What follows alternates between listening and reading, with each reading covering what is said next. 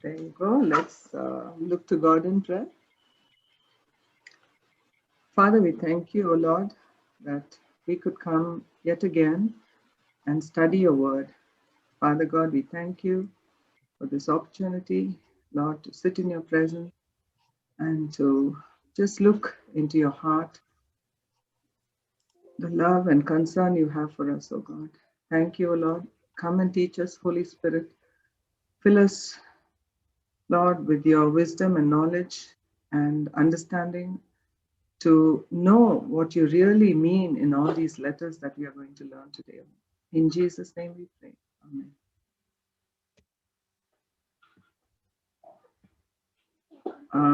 It's really wonderful that all the songs that we chose spoke about God's love.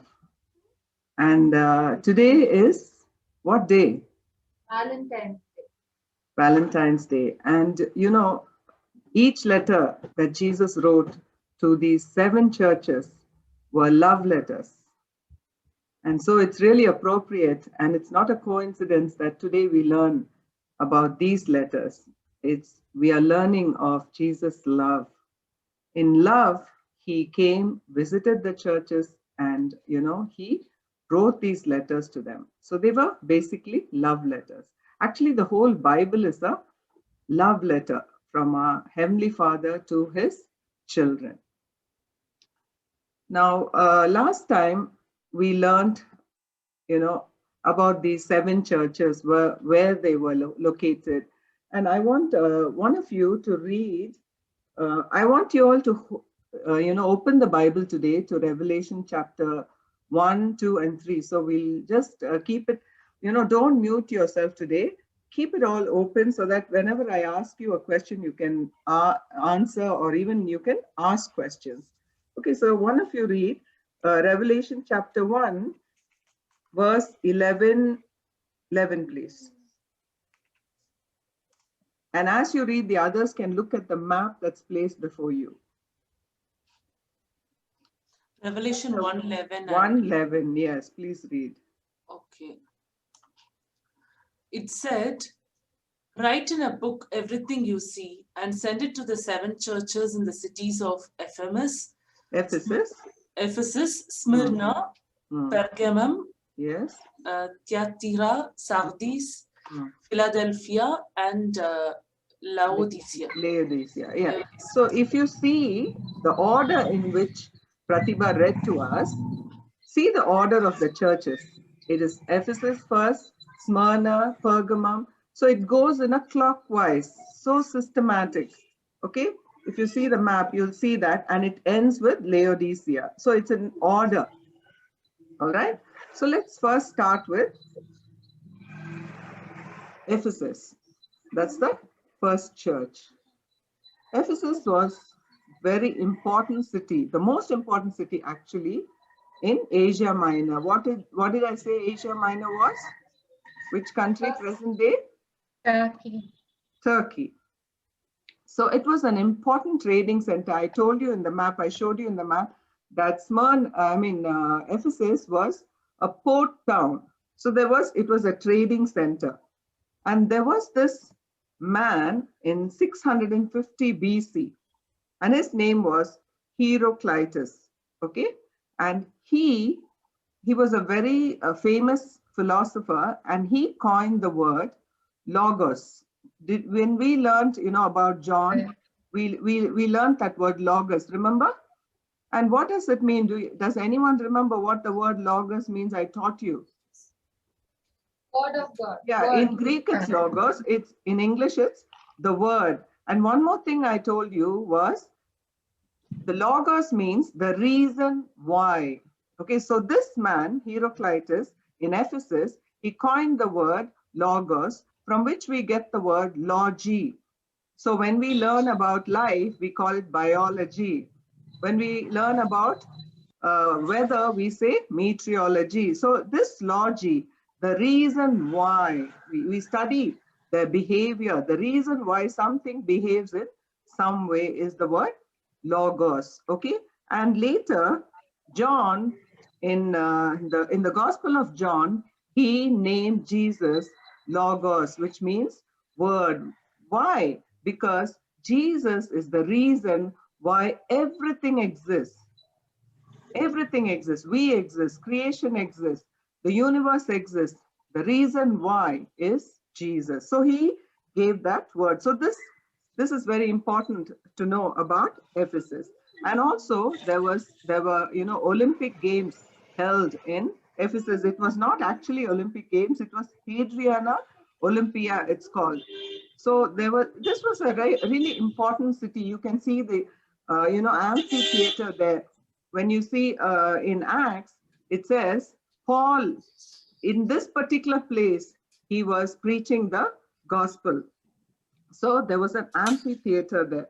And also it was a cultural and social city. And there was a cult, a fertility cult. You would have read in Acts, Artemis. You remember when Paul was talking, and the craftsmen got so angry with Paul that people are not buying their idols anymore. So this was the temple. It's actually a recreation. If you see down there, there is only one pillar standing today. And this is the temple of Artemis. If you read in Acts, you will come to know that. And then later on, that was during the Greeks. And later on, it was, goddess Diana. The same temple, when the Romans came, they made it the temple of Diana. And also, in this last time we saw that Paul preached in this city, Ephesus, and so many other missionaries I mentioned last time who came in and preached in Ephesus. And finally, John preached. And in this place, John, now a very old man, wrote, the 3 letters of John. And he said, little children, love one another. It is in this city he wrote those things. And now the letters were addressed to an angel of the church. And last time, Anisha asked the question, who is this angel? Is it a real angel? So I sent you those, some commentaries about what this angel could be. Is it a real angel or is it a mess? Because the word angel in Greek is anglios. And anglios is, in every part in the Bible, refers to an angel only, okay? But it could also mean messenger, all right? So many theologians think it could be the pastor, or it could be the real angel. So there are 2 things. I already sent you those messages. Now, we can keep on debating about the messenger, but I give it to you. You can conclude whether it is an angel or a pastor. One reason why it cannot be a pastor is because in those days, there wasn't one single pastor in a church. It was a group of elders, deacons. So I just leave it to you. You can conclude, okay? But more than focusing on the messenger, let's focus on the message that Jesus sent. Okay, that's the most important part. So let's focus on the message of Jesus, what he says to these churches. Now, when we read these letters, we get a feeling that it's like a progress report card. When we get from school, like teachers write remarks, can do better, or try harder. This is how it looks. The letters look like that, remarks that teachers write to us. And Jesus always started with, a good word. Like, for example, he says, I know. So that Jesus knows everything. Sometimes you may think either in the workplace or in your school, college, when you're not recognized, nobody sees your work. But God says, I know your deeds. Whether you're, whatever you're doing, maybe you don't see the results. It's okay. Jesus sees everything. Jesus sees everything that's happening in the church and in each of our lives too. So he says, I know your deeds. I know everything going on in your church. And he appreciates their enthusiasm. They are an enthusiastic church.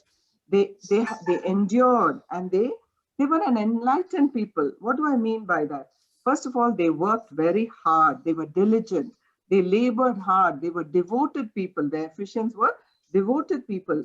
and they endured a lot of opposition, persecution, and they overcame, it says. So they were a good church. And also they were strong in the doctrine. That means they knew the word of God very well. Why? Why do I say that? Because Jesus says you can spot the wrong teaching. I know you know the truth, and you hated the teaching of the Nicolaitans. We don't know who these Nicolaitans were and what their teachings were. It's not given in the Bible, but some false teaching. Okay, there are many speculations if you go through this, what is this, what did they teach? But I don't want to get into that. But they rejected false teachers. And also the Ephesians knew it was wrong because they knew the word of God, and they hated false teachers, false teachings. And so, but in all this positive things that Jesus is saying to them, he said, there is something you have abandoned. What did they abandon? What did they abandon? What did they turn away from? What did they have that they don't have anymore? Their first love. Okay? They abandoned their first love for Jesus. What on earth happened? We don't know. But Jesus is saying, I can tell you how to get it back. And he says, he gives them 3 R's. I am going to call that 3 R's. Jesus says, remember. Remember what? Remember where you came from. Okay? From where? It all started from where? The beginning. You remember that. And then he says, repent. Turn around from what, you first remember from where you fell. Second, repent. And then he says, resume. Resume is get back to what you did at first. When you first became a Christian, when you first started loving Jesus, what did you do? How eager you were to read the Bible, how eager you were to spend time with your Heavenly Father. Do that again. Jesus is saying that. And do those things again, even if you don't feel like it. You just start it. Read a few verses, sit there in the presence of God, even if you don't feel like it, then the feeling will come. Don't live by feeling, oh, I don't feel like reading the Bible. No, you sit there and do. Always Jesus says, do. You go and do it. And then he says, one thing I want you to notice is here, he says, he who overcomes, if you see the reward part, he who overcomes, okay, he says, I will give you. Now, when he is charging the whole church. The penalty is always corporate. He's talking to the church as a whole, to the whole of Ephesians. He's saying, you're like this, you're like this. But then, when he talks about reward, he's instructing as singular. He says, he who overcomes, not that the church should overcome. He says, he who overcomes, he says what he will do. What was the reward? That you will eat from the tree of life. You remember the tree of life in the garden where, he removed it from the garden so that these, as a sinful human being, if you eat that, we live forever and ever in that sinful state. So he removed the tree of life.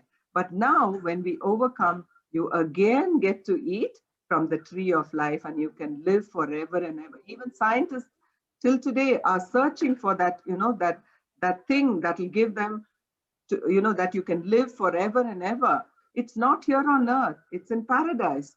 It is that tree of life that gives us, eternal life to live forever and ever. So when you overcome, that is the reward he gives us.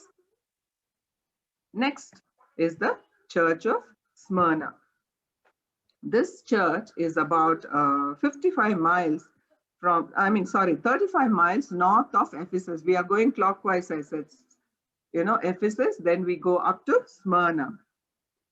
4 things you need to know about this place. It's a very beautiful place. And there are titles like it was the pride of Asia. So it was so beautiful. And it was also a port city because it is closer to the sea, and it's a wealthy city. Whenever there is a port city, it's a wealthy city because there's business going on. And also, there was a temple to the goddess Roma. So obviously the Romans built a church, the temple, and they also erected, there was emperor worship, I told you last time. So Emperor Tiberius, there was a temple for him. And so people were of this city were faithful to the Romans. People were worshipping Caesar here. So there was emperor worship, and not to do so was considered as treason. So if you didn't worship the emperor, it was considered as treason. Therefore, Smyrna was a suffering church. How would Christians worship an emperor? They wouldn't. So Smyrna was a suffering church. And it also is mentioned that in Acts, Paul stayed in this city for a night, it says. And I told you about Polycarp. I told you to watch that movie. Polycarp was the first martyr of Smyrna. And so from the beginning to the end, this was the story of the church. It was all about suffering and paying the price for, being faithful to Jesus. And, Jesus has many names, about 250 names. You can do an exercise. You can one day sit down and write down the names of Jesus. That will be a good exercise for you. So there are about 250 names. Now, to each church, Jesus, he says something about himself, an aspect about himself. Like, I am the one holding the stars, the seven stars and the seven spirits. When he writes to each church, he gives one aspect of himself. That is like a title that he has. And to this church, he says, I am the first and I am the last. What does it mean? That means he began everything and he's going to finish it all. He started it all and he said, I started it all and I'm going to end it all. I am the beginning, I'm there. Emperors came, emperors went, civilizations rose and civilizations fell. I believe there are around 25 civilizations that existed. Everything fell, but Jesus was there before even any civilization began or any emperor ruled. Jesus was there in the beginning and he is still alive. About human beings, we say, he was alive, now he is dead. Don't you say that? This man lived, now he is dead. But about Jesus alone, we say, he was dead and now he is alive forever and ever. That's the only one of whom you can say he's alive forever and ever. So here, why did he say this to them? Why is he talking about death? Because this church was facing death every day. And so he said, don't worry. I went through this. I was dead. He said, I was dead. Now I am alive. So if you're facing death, don't fear. Because if you're going to endure unto death, you will be one day alive with me. That's what Jesus is trying to convey to this church. Don't be afraid of death. And then you see that, whenever he talks to a church, he gives them approval. I told you, he says, I know. And three things he says about this church. He says, I know about your tribulation. This church, he knows what this church is up against. Tribulation. Then he says, I know your poverty. And I know that you are being blasphemed. So he's talking to them about, he's saying, I know all these things you're going through. And tribulation is not easy. How many of us will stand it? I don't know. So he knows what you're up against, tribulation, poverty. And I told you this is a rich city, but these small group of Christians were not rich. They were poor. They were going through poverty. But he's saying, in my sight, you are rich. In the sight of Jesus, these people were not poor. How rich can you be? Once after death, how rich can you be? You have to get the right perspective. If you're rich in the Lord, that's more important. Okay? Once a multimillionaire died, and somebody asked, how much did he leave? How much did he leave? And they said, everything. Everything. You can't take a penny. Okay. So you have to have the right perspective. How rich I am in the Lord. That's most important. So the real test is, how much are you worth after you die? And the Smyrnans were fabulously rich, wealthy, because they had treasures in heaven. So that's why Jesus said, I see you, you are rich. So they had treasures in heaven. So Jesus knew their poverty. And throughout these 7 letters, you're going to see, to the people who are poor, he's going to say you're rich. And to the people who are rich, he is going to say you're pitiful and poor, naked. So this is what we are going to see through the letters. So what does Jesus have against this church? Any criticisms? None at all. Because a church that was suffering for Jesus, Jesus didn't criticize. And all he had was words of encouragement. And to the church of Smyrna, and the church of Smyrna survives to this day. That's the only church in those 7 churches that survives, because of obvious reasons. Now, what strange advice does he give to this church? Let's see. He didn't promise them prosperity. He didn't promise that, everything is going to be well with you, or that I'm going to give you a way out of tribulation. He didn't promise any of that. But instead, he said, some of you will go to prison, and some of you will die during this tribulation. But he says, be faithful unto death, to the point of having to die for your faith. Be faithful, he says. We all need to heed to this, because the times are getting, closer and closer to persecution. Be faithful unto the death. And what was the reward he promised? He said, you will not be hurt by the second death. Don't fear death, because death is going to give you crown of life. I will give you the crown of life. That is what he is promising. And the next church is Pergamum. Last time, you all remember, I showed you this picture. Can you remember what the left one, the picture on the left? The Satan Satan's Throne of Satan, right? Yes. Yeah. So this was a flawed church. It was a faithful church, but there were some flaws. It was a flawed church. And this was the capital of Asia Minor. Pergamum was the capital city. I said Ephesus is an important city, but Pergamum is the capital city of Asia Minor. And here there is a temple called Asclepion. Okay, that is, the symbol of this is a serpent, if you can see it in the middle.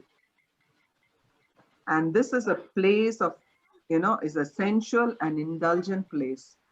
And there was a temple to Zeus, and it was an impressive structure. You can see the ruins of it. And now, all that remains is under the tree, you can see some little blocks. Only that remains. I told you it was dismantled and taken to Berlin. So this is, you see that Satan's chair, it looks like an armchair, like the structure looks like an armchair. And this is where he had his residence. And also it had many libraries and books, handwritten books. I believe 200,000 handwritten books in those libraries. Parchment was invented here, by the way. And it was a place of learning and culture. Now you know what this church is also against. Okay, so this is a rich cultural area, and these are a little group of church, the little group of believers, and I am sure they were terribly demoralized, because people are worshiping Caesar, then also the culture, religion, politics, they were intertwined. Only if you go with the flow, you will be favored in business. So, the believers were feeling really, really threatened. And what does Jesus say to these churches? Well, first let's see what he talks about himself. He says about himself, he has a sword in his mouth, and that sword is a double-edged sword. I just want to show you how this Roman sword is. It was a really heavy sword. I couldn't get the actual picture, but to get some idea, it was a double-edged sword with a sharp blade. It was really heavy, and this handle, they held it this way, and they would swing it like this to the left and to the right. And one soldier, when he had this, could keep about 50 soldiers out. So it was a powerful, because the blades were really sharp, and they could. So this was the sword, and the word of God is likened to this because it was so sharp. You see that the word of God is likened to a double-edged sword. And Jesus said he had the sword in the mouth, which means the word of God. Jesus, even in the, if you see in the war, we learn about it a little later in Revelation. In the, in the Battle of Armageddon, he doesn't fight. He just fights with the word of God through the sword that is in his mouth. So you'll see all that little later. So this is the picture of Jesus in this. The aspect you can see is he has a double-edged sword in his mouth. Now there is a lot of good things in this church, and Jesus said, "You are faithful to my name." I told you there's a lot of persecution here too, but they were faithful to his name. They didn't deny him. Even though Jesus mentioned the martyr here. Who was the martyr here? I mentioned last time. Antipas. Okay? He was martyred. Even though one of their men was martyred, they did not deny his name. But Jesus had one criticism, that is, they held on to the teaching of Balaam. Does anyone know how Balaam, he tried to curse Israel before they crossed into Jordan, crossed the Jordan into the promised land. He tried to curse them and God turned it into blessing. You remember that story? Yeah. Yeah. So how did finally Balaam deceive the Israelites? Do you know? Does anyone know? Yeah. Tell me. He made them fall into sexual immorality. Sexual immorality and idolatry, and idolatry and sexual immorality. That's how Balaam deceived the Israelites. And so here this church was getting weakened, and it's not very easy to attack a church from outside. What I mean is, you cannot weaken a church from outside. When you attack them, they become even more stronger actually, and the persecution churches are strengthened. But within the church you can corrupt them very easily and weaken them. So the church was getting weakened from inside. Do you know one virtue that the church introduced to the world is chastity? Every other religion there is immorality. But Jesus alone introduced chastity into the church. That is something I wanted to throw in. Also, they were following the teaching of the Nicolaitans. Teaching always influences living. If you're taught wrongly, your behavior and your life will change. That's why you have to be very careful of false teachers, because your life and your behavior will totally change. Some people will compromise with immorality. So Jesus, what does he advise them? What are the instruction he says? Repent. Always he says repent. He tells us, repent. If you have done wrong, just repent, turn around, and then repent. That's all he says, repent. And if you don't deal with it, he says, I myself will come and fight with the sword of my mouth. Oh my, none of us want this, right? None of us want Jesus to fight with us. Let us repent. So he says it must be stopped now. Enough. Okay. And he says, he who overcomes, I will give you the hidden manna. Do you know the meaning of the word manna? Does anyone know? What is the meaning of the word manna, by the way? What? It's that food that fell on the desert when they were Yes, walking around. yes, yes. Where the Israelites ate for 40 years is the food of angels. Okay, but do you know the word manna? What does it mean? It's What like, is it? it's What like is it? spiritual food. What? No, it just What is means it? what is it? There's a sweet Oh. shop called Manna. Does it mean bread of life? Yeah, it is all bread of life, food of angel. All that is there. But the actual meaning of the word manna is what is it? As the Israelites came out of that tent, they saw this manna falling from heaven and they said, what is it? Okay, so Just they named it that. manna. Okay, so they were eating what is it for 40 years until they crossed the Jordan and went into the promised land. So now Jesus is promising us, when you hold on and when you overcome, he who overcomes, I'll give you the hidden manna and a white stone with a secret name written on it. So we all will have, secret name, like the name, if two people are there, sometimes we give names that only we know. Okay, so Jesus is going to give us that name. Okay, we are all going to have one name written in that white stone. And so he's just saying, just I'll feed you, I'll nourish you, and you're going to be mine. So that's basically what he said to the church in church here.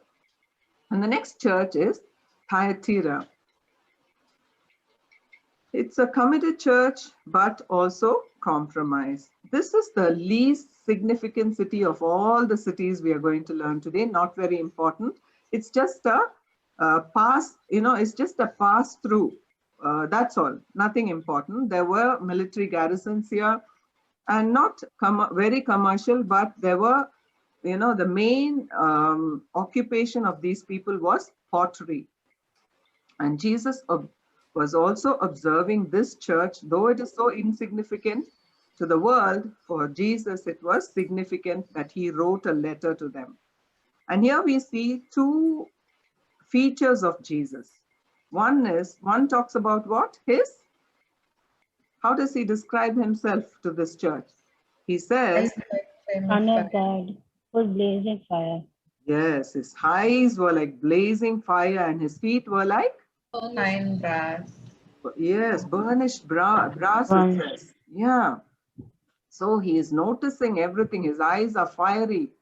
And if you see, the reward, you will see what he means. He see, and to this church, he says, I see the thoughts and even your thoughts he sees. So that's the eye that Jesus has, okay? And to them, he also writes, he says, I know, and he says, I search your hearts and your minds. That means your intentions and motives, why you do what you do. Jesus sees that. He sees your thoughts and he sees your mind. I know what you do, he says. Always he appreciates, I told you. This is a very good hint you can take from Jesus.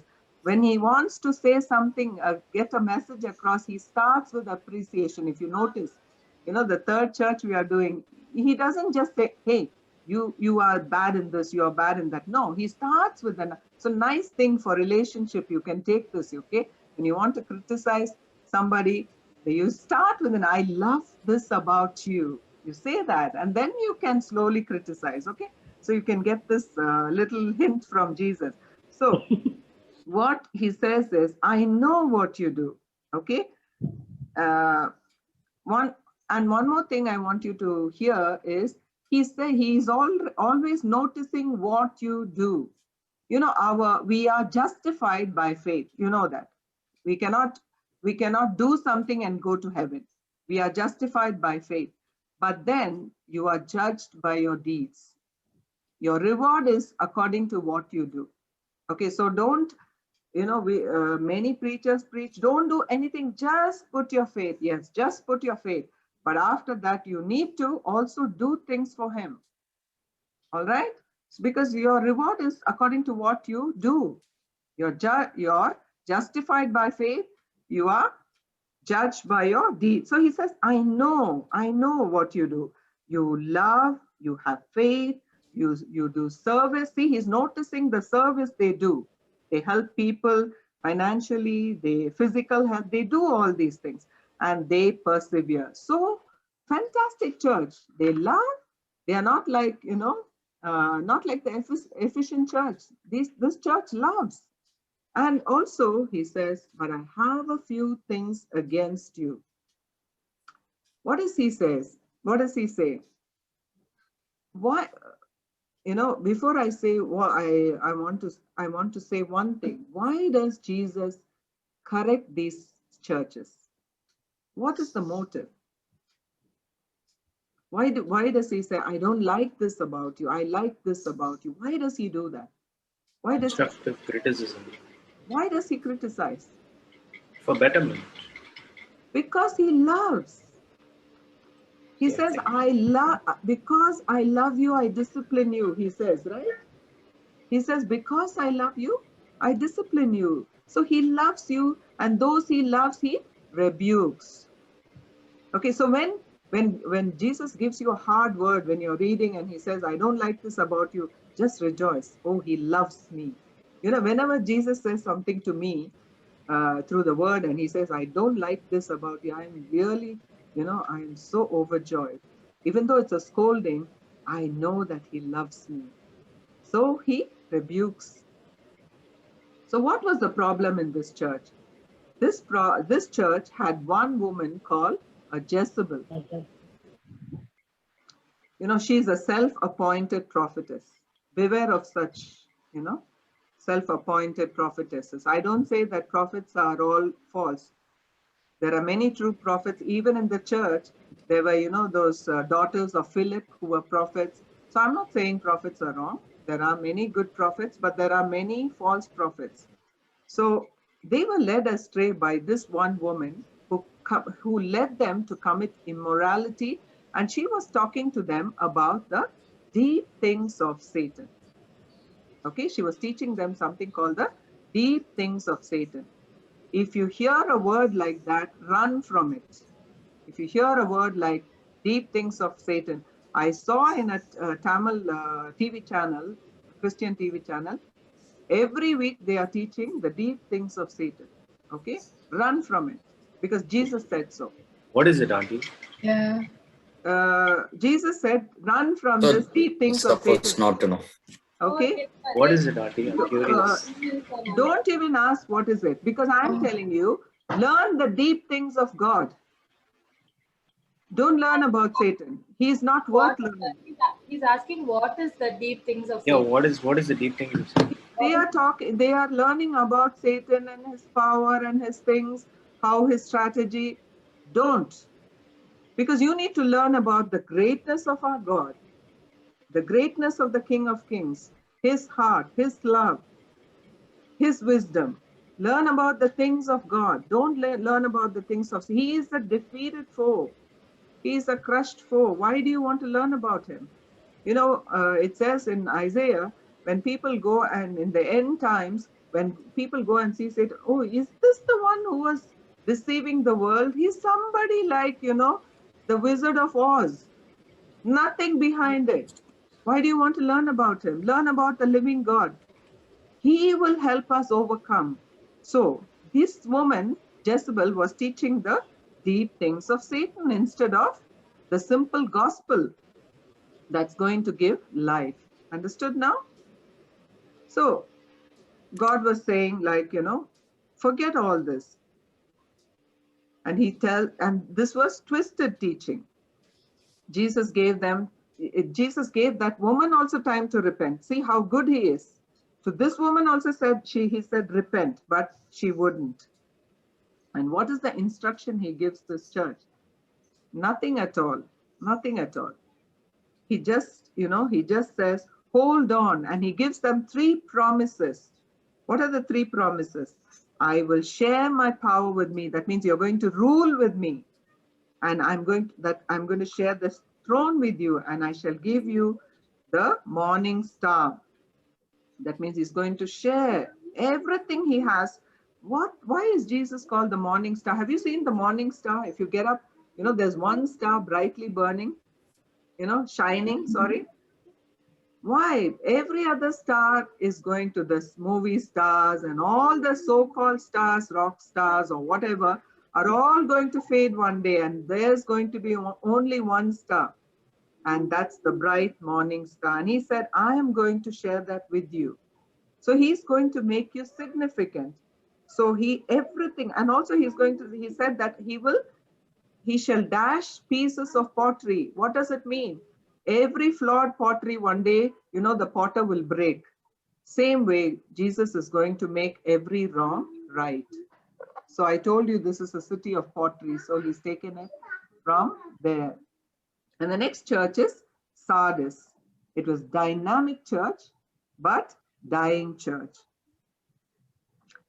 It was surrounded. Why these people were very self-sufficient and very overconfident? Because this was surrounded by cliffs, high cliffs, and it was impregnable.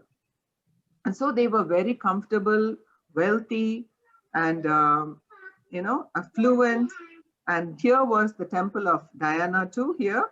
And so the church was full of activity, the most active church, most popular, most successful, but it was just a spiritual club. It was just an organization with lots of activities, and it seemed so alive. Anyone coming into this church would have said, this is the, liveliest church, most alive. But Jesus thought it was dead. From outside, we judge wrongly. Jesus sees only death in this church. And he also says, your deeds are incomplete. I think they would start programs after programs, nothing will be completed. He says, I see your deeds are incomplete. They always started something, never finished. Typical of any mega church, that had full of activities, but no truth in it. And, and Jesus describes himself as the one holding the 7 stars in his hand and the 7 spirits. And to this church, he has no approval. He never said, I know nothing, no approval at all.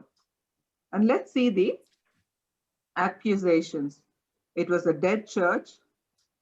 So you see, appearances can be really deceptive. Don't go by appearance. So lively, the music is so good. Let me join this church. Don't go by appearances. It was a spiritual graveyard. Okay. So many churches I know. Yes. There are so many churches that are spiritual graveyards. The instruction he gives is, look to the past. Go back to the teaching that was handed down to you. Go back to the teaching. Keep it and repent, he says. And turn around. Wake up. Everybody is dead. Wake up.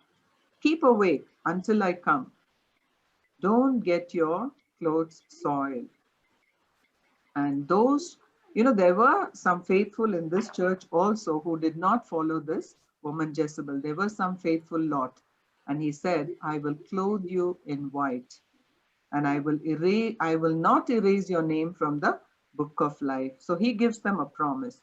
And I will call out your name in front of my Father. He'll say, hey, this is, he says to, in front of his father, this is Robin, my child. This is Ria. This is Rajan. This is Neharika. Each one, Sanju, Sitara, all these names he's going to call. Neetu and Tano and all of us, he's going to call our names if we endure to the end. He will say, he will introduce us. He'll call our names in front of his Father. So let's be overcomers. Let's hold on. He's going to say, these are mine. These are my people. These are my children. Okay, public recognition. Next is the Church of Philadelphia. It's a very small church, but a very significant church. This is the gateway to the city. Gateway for what? Gateway for missionaries, not Christian missionaries, but Greek missionaries. So Hellenism was very popular. What is, sometimes you see the word Hellenistic Jews in the Bible. Haven't you seen Hellenistic Jews? Okay, next time you'll see. Those are nothing but Greek Jews. Okay, so Greek culture is Hellenism.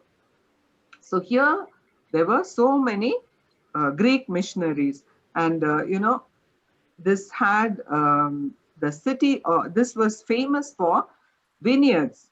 So their god was actually Dionysus. There was a woman, the female goddess. God of wine. There was a goddess called Dionysus, the god of wine. Who said that? Yay, yes. I have a question. Hmm.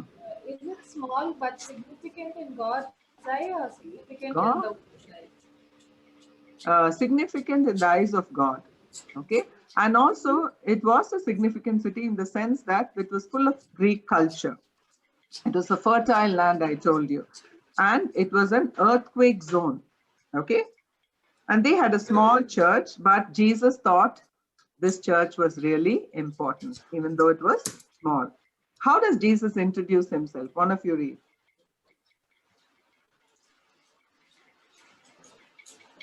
I'll read, Auntie. Yes, yes. Ma'am. How does he These are the- introduce himself? Yeah.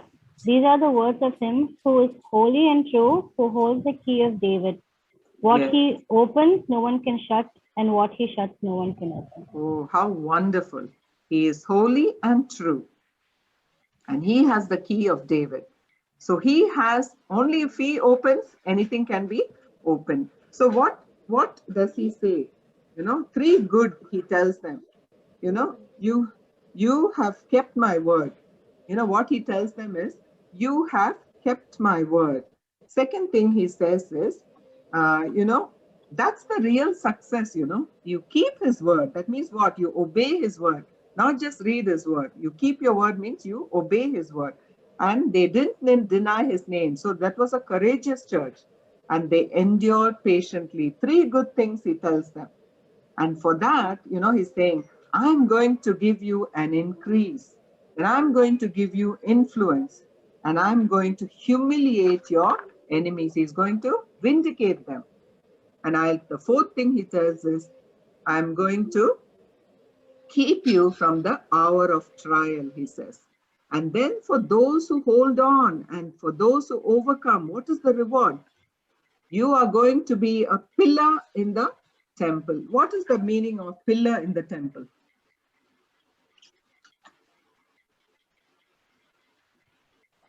Something that holds up the temple. Yes, so it's going to be like a support. Okay, so one person had this title in the church. Can anyone guess who was called the pillar of the church? Peter. Peter, yeah. So is this somebody who's strong and somebody who's dependable? He's going to be part of God, and I will write on him the name of my God, the name of the city, the New Jerusalem. And he also says, I'm going to write my new name on him. So not only that we have new names, Jesus is also going to have a new name. Okay, and he's going to write that name on us. All right. So he's saying, I'm going to do all this. And that means, okay, what does it mean when you write a name on something? Sometimes we write our names on the pencil case, or in a house, you write your name. What does it mean? What does it mean? You own marking it. You own it. Yes, you own it, you mark it. That belongs to you. So if he writes his name on us, how proud you should be. His name is written. That means we are his. We belong to him. So we are going to belong to him forever and ever. So that's the significance of writing his name on you. And then the last but not the least is Laodicea. This city was founded by a man called Antiochus Theos. And he named this city after his wife called Laodicea. His wife was Laodicea, so he named the city after his wife. And this city too was rich and self-sufficient. And it was famous for medicines and perfumes, okay? And there were hot geysers in this place. Hot geysers, and the Romans built an aqueduct so that the water would come into the city. So from the hot geyser, this would run down to the city, and by the time it reached the city, it became really lukewarm. You know, see the background. Okay. Like the Christians there. Yes.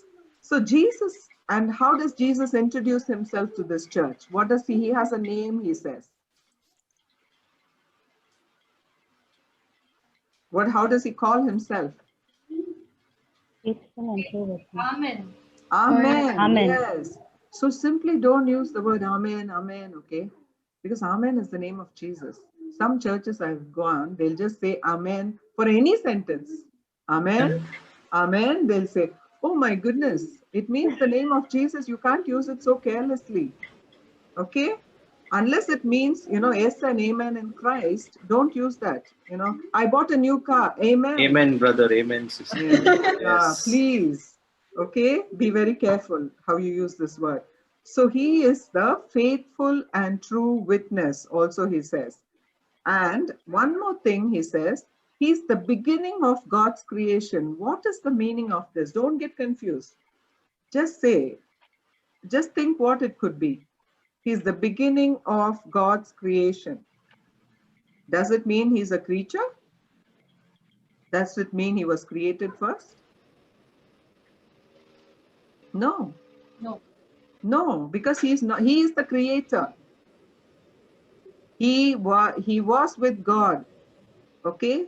In the beginning was the Word was with God, the Word was God. He's not part of creation. Okay? So what is the meaning here? The beginning of God's creation means he created, he started creation. He is the beginning of creation. I said he is Logos. Everything exists because of him. So he is the beginning of all creation, but he is not the beginning, okay? He began everything. So he is the beginning of, because of him, there was creation. Everything was created for him and through him, and nothing was created that was not through him. So he is not, so don't misunderstand this word. He is the source of all creation. He is the creator himself.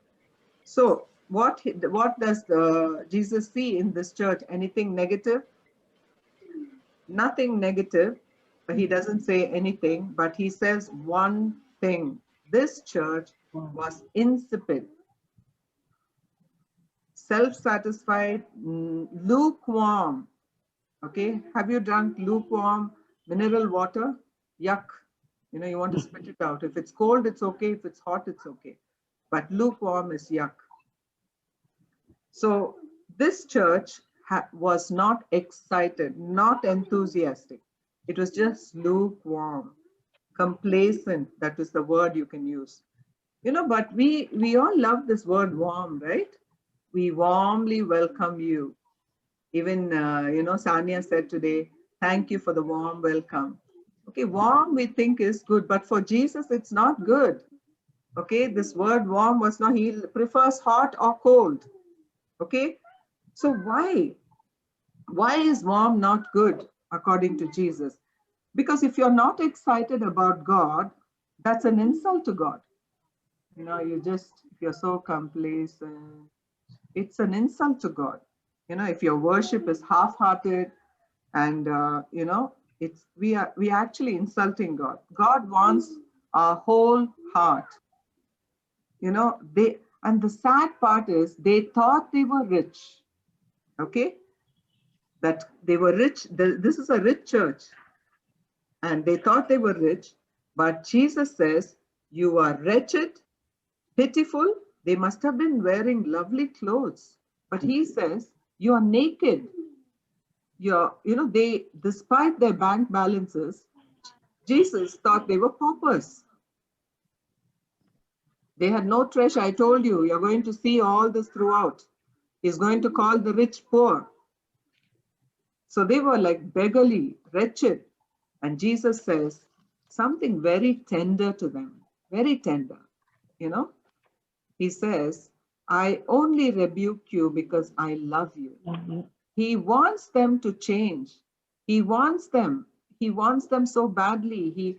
He wants to tell them the truth in love. And so he's saying, what's the advice he's giving? Everything you need, you get from me. Buy from me. Get the things that matter from me. true riches, buy from me. The gold doesn't mean gold of this world. He says, true riches you buy from me. Take salve and put it, wash your eyes. You're blind, wash it. And you're naked, buy from me clothes. And you see that he's knocking. You know, he's knocking he's knocking. He said, here I stand knocking. If anyone opens the door, I will come in.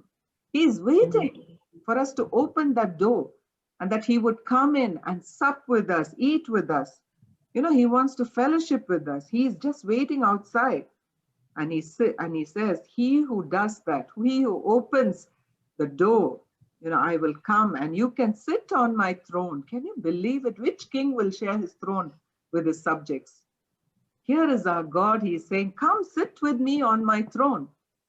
Can you imagine going and sitting next to him on his throne? That's the promise too. And also he says, I overcame and sat with my Father. Now you overcome and come and sit on my throne. Following Jesus is glorious. The end is going to be glorious for each one of us. Following Jesus, you know, it's worth it. And we are going to be seated with him one day, ruling and reigning. Isn't it all worth it? So let's overcome. Let's love him. Let's not be complacent.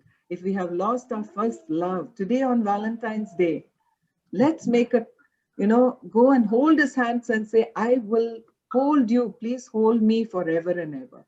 I will love you. Because he says, I love you with an everlasting love. Shall we do that? Shall we look to God in prayer? Heavenly Father, we thank you, O Lord, for loving us and sending us love letters. Oh Father, so full of love, so full of concern for us. So much, oh Father, we thank you that you love us, that you take time to rebuke us, you take time to discipline us, and Lord, to appreciate us, and Lord, to give us suggestions how we can get back to this first love, oh Father.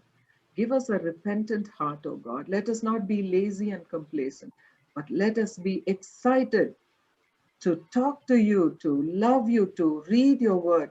Because, oh Father, man fails us in his love for us, but you never fail, Lord. You're never busy for us. Whenever we talk to you, you don't say, I'm busy, don't come to me. No, but you're always waiting, knocking, and you know, when we open the door, you say, I will come and sit with you, oh Father. That's your heart, oh God. We love you for this, oh Father. Help us to be faithful and to overcome till the end, oh Lord, so that we can reign and rule with you, oh Father, forever and ever. Thank you, Jesus. In Jesus' name we pray. Amen.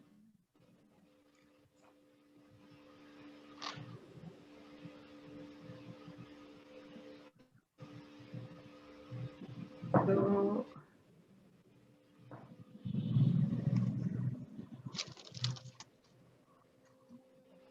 What is that book called, Auntie? The Satan Deep something. this is not a book. It's what she was teaching that church. Okay, what is it about? It's so-called deep seek things of Satan, which we don't need to know. Satan And his deception and his strategy. Why do we need to know? Okay, but don't you think it's better to know the strategy of the enemy, so Yes. whenever we see it, we can... We know his cunning. We are not unaware of his schemes, the Bible says. The Bible is full of it. No, we are unaware if we don't know his scheme. Why? The gospel is there. We know how to overcome him through the word of God. Auntie, So, but see, Satan is a fallen angel of God, like top angel of God. Like, so there's God, there's the Trinity, and then there's his bunch of angels. So Lucifer is like the top man in the angel community. And we're just a bunch of humans right now. Okay, we have God in us. The one who is within us is greater than one who is in the world. Yeah, but... So, and we have the full armor of God. We have the word of God in our mouth, which is an offensive weapon. One word from this, the word of God will fell him, it says. Okay, one word, that song. So we have the power We have the God within us, the Holy Spirit. So we don't need to know who he is, how he is. The word, you speak the word, finished. He's going to just, he cannot even come near you. So why do you not? You learn about the word of God. You have all the truth in you. You speak the word, okay? And he's not going to be able to even touch you. And you have the host of angels, like we learned in when we learned about that, angels. We learned that lesson, angel. So everything is there. So why? We have the strategy with us. We have everything. He who is with us is greater than he who is in the, in the world. There are so many, but the one who is with us is great in number. That's what Elisha's servants' eyes opened and he saw chariots around. Okay, so we have this, we are so well protected. We are royalty. We have the best, protection. So why do you care about that little, the one defeated enemy who doesn't even have a head or doesn't even have anything? He's defeated with his tail. What can he do? He's not defeated yet, Andy. That's the thing. He's going around. He proving a lot was of defeated people. on the cross. He was already crushed on the cross. So for the children of God, we have everything. Okay, if you think he's great, no. Even, he says, even the least in the kingdom of God is greater than John the Baptist. That means we are great in his sight, those who have accepted Jesus. Because the Spirit of God is God living in us. What more do you want? When we walk, the enemy will tremble because we carry him. You don't have to be scared and we don't have to do anything. All we need to know is know the word and always wear the armor of God, be in the shadow of the Almighty, as Psalm 91 says, and we have the whole lot of protection. Till the last breath, we have this. Even I told you during that, Satan has to ask permission from God. From Job, we learned to even come near us. Unless God gives permission, he cannot even do anything to us. Okay? So that's the confidence we need to have. We need to walk with head held high because we have the Lord on our side. Auntie, can I just say one thing here? Please add. So I understand what you're saying, and I think it is true because, as I think Robin was saying as well, you do know some amount of how the devil works because the Bible does describe that. Yes. But you also shouldn't be obsessed with it like 24/7. Okay, the devil is doing this, I need to do that. No, you're already in a place of victory because of what God has done for you. Exactly. So you do know what the devil is doing, but just living it day and night and being obsessed with it, I think that is the problem. Because when you're obsessed with it, that's when you're only focusing on what the devil does and you're kind of forgetting your place in God. So I think it's important to, know a little bit of what the devil is doing, you have some knowledge, but don't keep obsessing about it. Focus more on God. Exactly. Know some part of it, but focus more on God because, More on that's God. where it comes from, yes. Exactly. Knowledge is power, but you need to focus on your purpose. Yes. Yeah. I think the more knowledge we have in the Word of God, about our God, the greatness of our God, then He is nothing in front of us. Yeah, exactly. I think I've read a bit of what you were talking about, Auntie. I used to do a lot of research, and it's very dark. Yeah. And a lot of people can't handle it if they read or if they learn about. Yes, that's why God is saying, don't go to it. Don't go near it. Correct. There are people who are called specifically for deliverance and they are into it, but I think God gives them the grace to deal with that and, to read about all of that. But I think for normal, for at least for me, just focusing on that, it gets too much for me. That's when I'm like, no, put a full stop. I need to focus on God. Like, just keep that aside. So, I'd just like to say one thing. When the disciples went, Rajan is saying we need to know the word of God and the word is alive and active. Okay, thanks, Rajan. The thing is, when the disciples, God sent the disciples, okay, for the name of Jesus, every demon was trembled and left. That is the power we have. God has given us the name of Jesus. You don't need anything more. It has to bow to the name of Jesus. Okay, so you don't have to worry about the devil.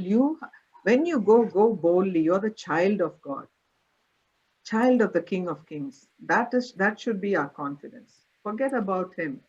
He is already defeated. He cannot touch you. You learn more about the word, more about our God. Meditate on the word more than. Yes, and keep it ready in your mouth. It should be in your mouth, so that for the right reason, you know how to use it. Unless you know the word, how are you going to use it? So that's very important. And also, one quote I've seen, the devil doesn't fear us, but he fears when we pray, because Yes. the weakest believer's prayer also is very scary to him, because God will intervene. Yes, Anna. Yes. God has given us, right, strategies how to, stand firm in faith, the armor of God. One day we'll study that also sometime, God willing. Okay? That will teach us to be confident.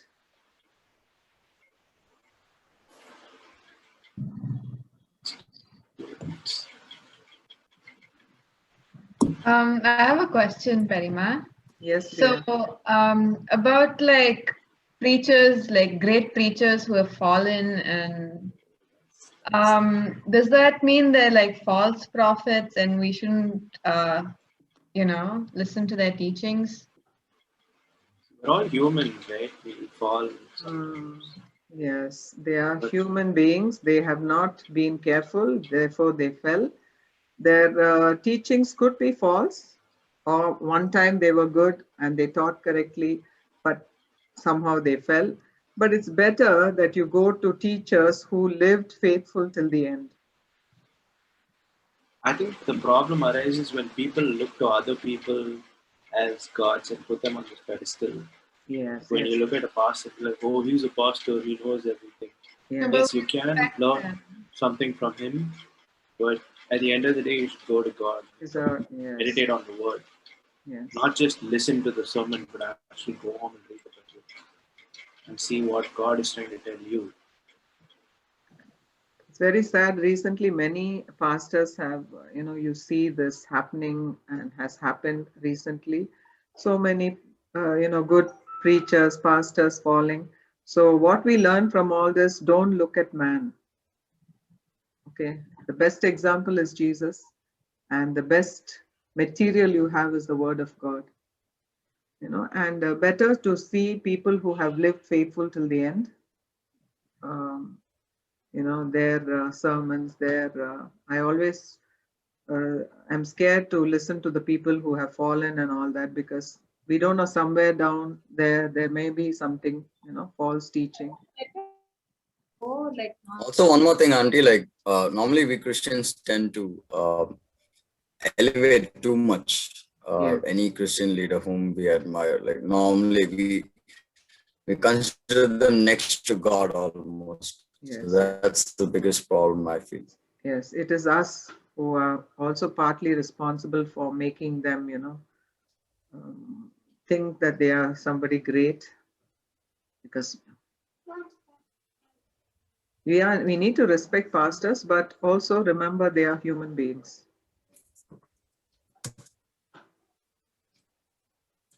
What were you saying, Tanuka? I was telling I don't consider them next to God, but maybe other people do. There are so many, just they see miracles and they think they are somebody great. There is, so the Christian world is like that. And a lot of these people abuse their position of power. Exactly. And maybe they start out with good intentions. Everyone starts out with good intentions, but along the way, money and other money, power. Power is a very... It gets into their head and then they fall. Pride goes before a fall.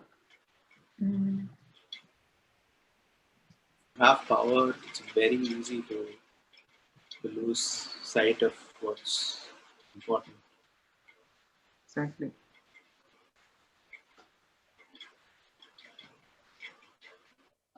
So any other questions you have?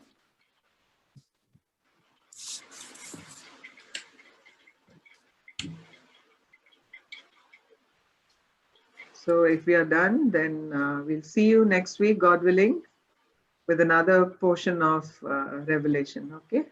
Okay. If you have any I questions. think it's because it's Revelation, not many questions are coming up.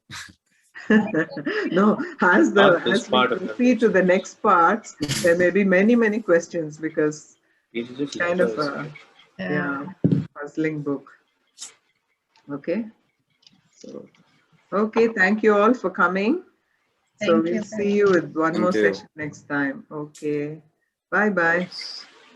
Bye. Bye-bye. Bye, everyone. Bye, everyone.